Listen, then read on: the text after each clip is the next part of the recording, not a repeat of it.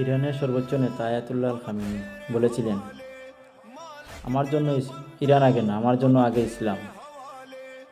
আজ দেখিয়ে দিয়েছেন, ইসলামের জন্য শাহাদাত পূরণ করেছেন, ইসলামের জন্য জীবন দিয়েছেন।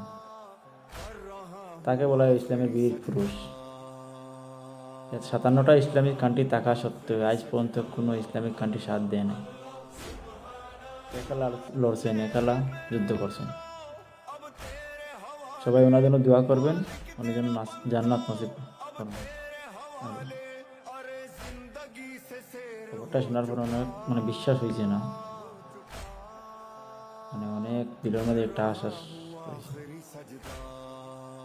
তারপর অতটা নিউজ চ্যানেলও শোনার পরে বিশ্বাস হয়েছে। সবাই ওনার জন্য দোয়া করবেন, ইসলামের পথে শহীদ হয়েছেন, ওনার জন্য জান্নাত নসিব হয়। আমিন।